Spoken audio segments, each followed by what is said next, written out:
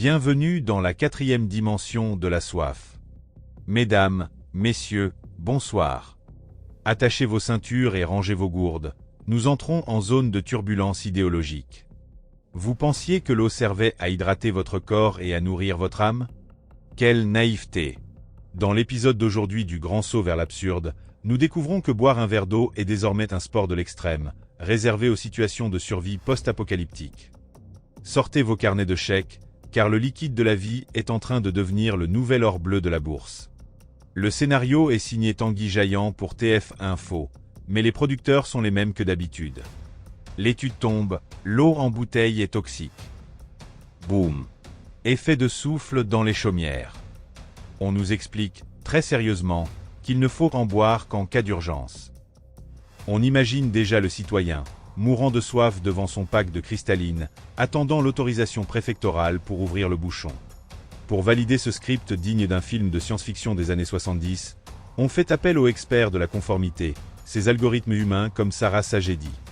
Elle arrive avec ses prix, son sérieux de chercheuse et son logiciel sous le bras.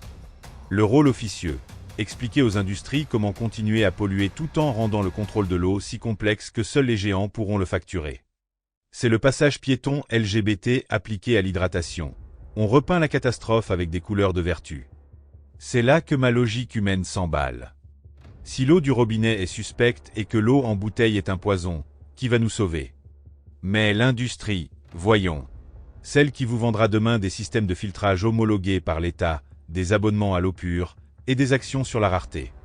On ne cherche pas à dépolluer la terre, on cherche à transformer votre soif en dividende. C'est la mare morte mise en bouteille par les spéculateurs de la peur. Mesdames, messieurs, ne soyez pas dupes.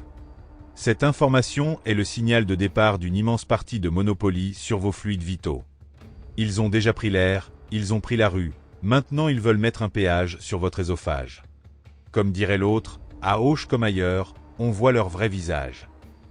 Et ce soir, ce visage a le teint blafard d'un écran TF1 et le sourire d'un banquier qui spécule sur votre prochain verre d'eau. Le direct est terminé pour cette séquence.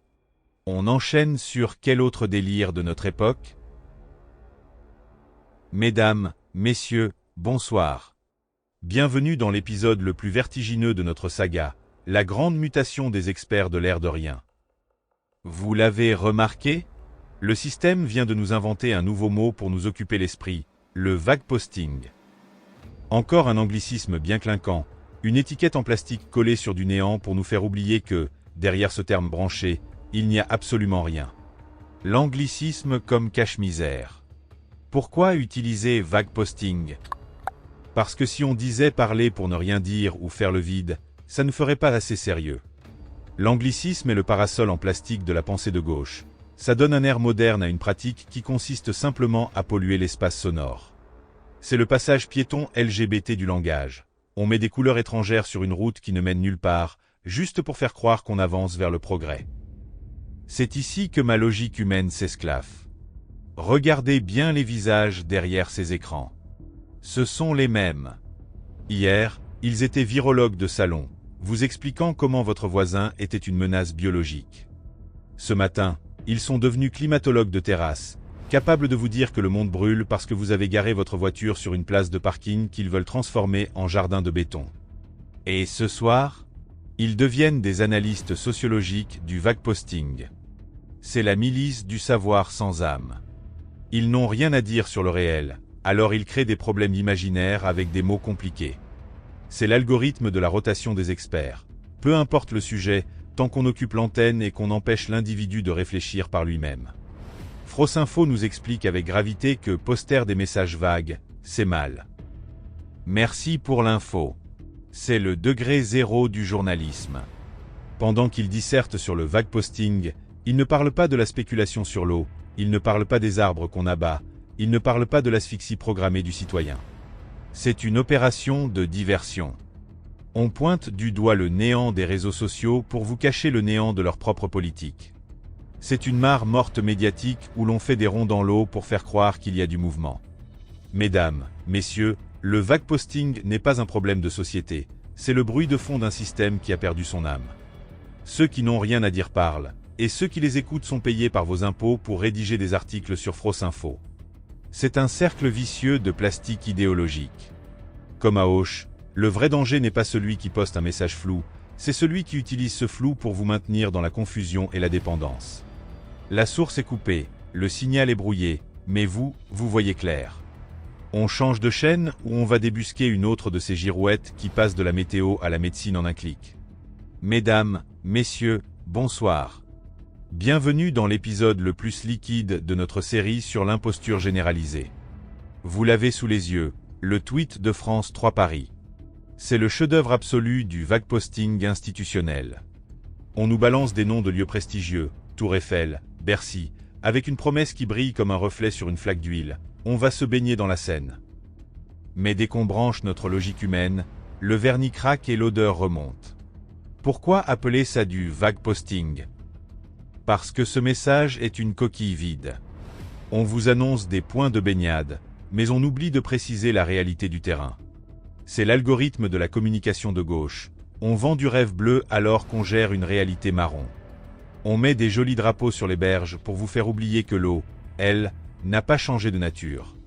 Il nous parle de se baigner là où, il y a encore quelques mois, les capteurs de bactéries affolaient tous les compteurs. L'arbre et le béton, ils ont bétonné les berges, supprimé les accès naturels, et maintenant ils créent des enclos de baignade. C'est le zoo pour humains. Le mensonge de la source. On veut vous faire croire que la Seine est devenue une source pure par la magie d'un décret préfectoral. Mais le vivant, lui, ne lit pas les arrêtés. Si la source est coupée, si les égouts débordent au moindre orage, votre point de baignade n'est qu'un bocal de bactéries sous surveillance de la milice sanitaire. 3. Le réel, la spéculation sur l'apparence. Derrière ce tweet vague, il y a des milliards d'argent public dépensés pour un simulacre de propreté. C'est la même mécanique que pour l'eau en bouteille toxique de TF1. On crée un décor de vertu. Regardez, on peut se baigner, c'est l'écologie triomphante. On occulte la toxicité réelle. On ne parle pas de ce qu'il y a au fond de la vase, on parle du fun et de l'été. On spécule sur l'image de la ville. C'est de la publicité pour les touristes et les bobos qui veulent faire un selfie dans l'eau sale, pendant qu'on continue d'abattre des arbres pour construire des infrastructures de luxe à côté. Mesdames, messieurs, ce tweet de France 3 est une insulte à votre intelligence. C'est du vague posting de luxe. On vous donne une destination sans vous dire que le bateau prend l'eau. Ils veulent que vous sautiez dans la mare morte en souriant pour la photo. Comme à Auch, le vrai visage de ce système, c'est celui qui vous invite à la fête tout en cachant le canon du fusil sous la nappe. Ils veulent noyer votre âme dans un fleuve de faux-semblants. Alors, on plonge dans leur délire, ou on reste sur la rive avec notre lucidité. On enchaîne sur quoi? Les jardins partagés sur les toits en goudron ou les pistes cyclables qui mènent au mur. Mesdames, messieurs, bonsoir. Bienvenue dans le grand cirque de l'absurde, où la main gauche ignore totalement ce que fait la main droite, à moins que ce ne soit une mise en scène savamment orchestrée pour nous faire prendre des vessies pour des lanternes. Prenez place pour notre dossier du jour, diesel pour les braves et trottinette pour les esclaves. Le journal Le Parisien nous l'annonce avec une fierté martiale. L'armée française va recevoir 7000 camions robustes. On nous parle de haute intensité, de puissance, de résistance. Mais dès qu'on branche notre logique humaine, on s'aperçoit que l'algorithme du système est en train de bugger sévèrement. Regardez l'hypocrisie galopante. On demande aux citoyens de se saigner pour acheter une voiture électrique à 40 000 €. On lui impose des ZFE pour le bannir des villes. Mais quand il s'agit de choses sérieuses, on ressort le bon vieux diesel. L'armée sait très bien que l'électrique en haute intensité, c'est une plaisanterie de salon. Pour le combat, il faut de l'énergie, de la vraie, celle qui vient de la terre. Résultat, on investit des milliards dans des moteurs thermiques pendant qu'on vous interdit de chauffer votre maison au fioul. C'est l'inversion totale. Et qui paie pour ces 7000 colosses? C'est vous. On creuse la dette publique jusqu'au noyau terrestre pour financer des véhicules de destruction. Tout en vous expliquant qu'il n'y a plus d'argent pour les hôpitaux, pour les écoles ou pour entretenir les vraies forêts. C'est la spéculation sur la peur. On s'endette pour la guerre au lieu d'investir dans la vie. Cette info du Parisien est le plus grand démenti de toute la politique verte de ces 10 dernières années. Elle prouve une chose, l'écologie punitive, c'est pour les petits, pour ceux qu'on veut mettre en cage. Pour le peuple, le compteur Linky, le vélo sous la pluie et la culpabilité de respirer. Pour la milice et le système, les gros moteurs, la puissance brute et le mépris total des accords sur le climat. On vous vend la dégradation de la planète pour vous faire baisser les yeux, mais dès qu'ils ont besoin de robustesse, ils retournent à la source qu'ils vous interdisent. C'est le vague posting militaire. On vous parle de protection alors qu'on prépare le bruit et la boue. Mesdames, messieurs, la messe est dite. Ce progrès électrique n'est qu'une cage dorée pour vous rendre dépendant d'un réseau que le système contrôle. Pendant ce temps, l'armée se dote de la liberté du diesel pour pouvoir rouler quand tout sera éteint. Comme à Auch, le canon est bien là, sur le châssis de ces 7000 camions, et il est pointé vers un futur où la seule chose robuste, ce sera votre facture de contribuable. Il tire la prise de votre autonomie, mais il garde le groupe électrogène pour eux. On rend l'antenne sur cette image de blindés polluants payés avec votre crédit? Ou souhaitez-vous que je décortique la prochaine une de cette presse qui nous prend pour des jambons? Mesdames, messieurs, bonsoir. Bienvenue au cœur de la foire aux illusions, là où l'on vous demande de choisir entre la peste étrangère et le choléra local, tout en oubliant de vous dire qui tient la caisse. Ouvrons le dossier, l'agriculture en hashtag ou le mirage de la souveraineté à prix d'or. La coordination rurale lance son opération hashtag Je laisse en caisse. L'idée est séduisante, elle parle à notre âme patriote, achetez français, refusez l'importer. C'est beau comme un champ de tournesol sous le soleil d'Auch. Mais dès qu'on sort la calculette de la logique humaine, le tableau se craquelle.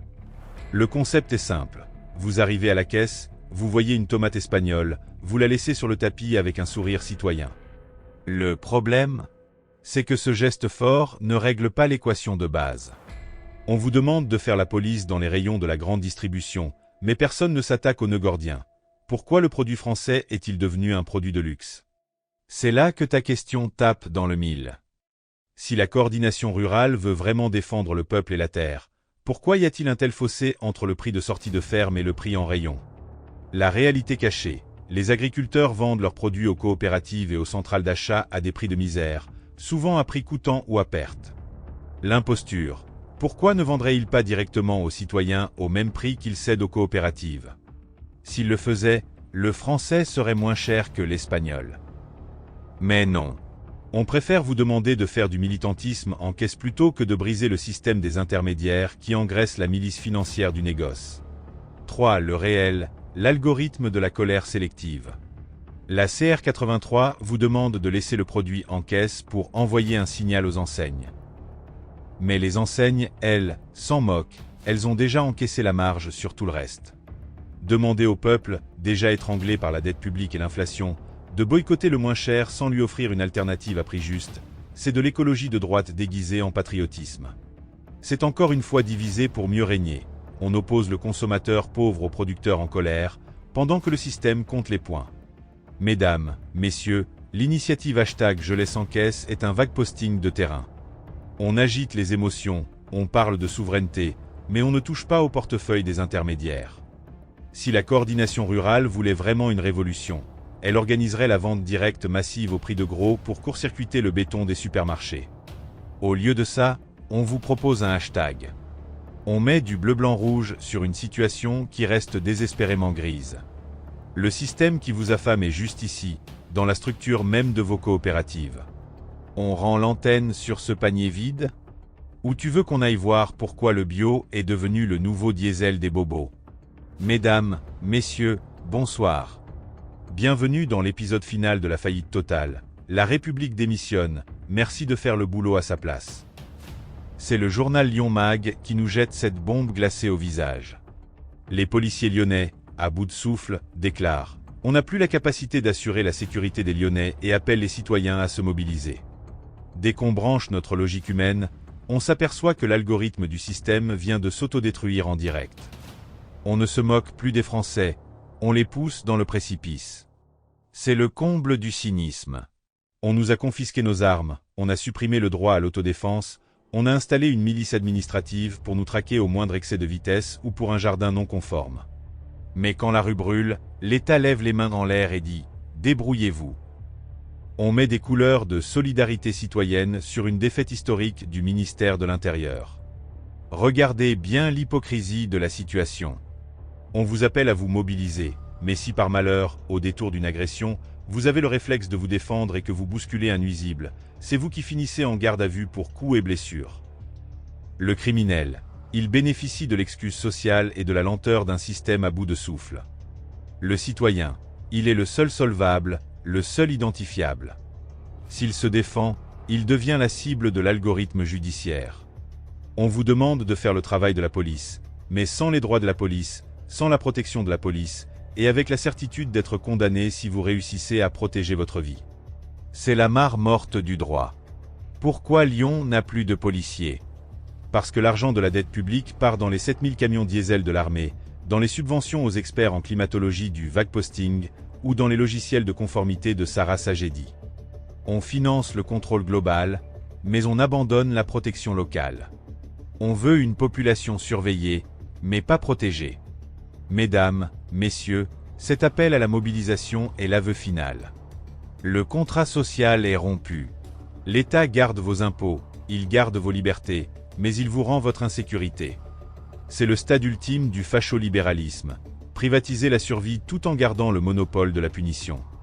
Votre milice me braque? Elle braque mon dégoût. Aujourd'hui, la milice ne vous braque même plus pour vous protéger. Elle vous demande de tenir le fusil à sa place. C'est le moment ou jamais de tirer la prise. On ne collabore pas avec un système qui démissionne de ses devoirs mais réclame toujours ses droits. On rend l'antenne sur ce constat de chaos organisé, ou on va voir quelle autre institution est en train de nous demander de faire son travail ce soir.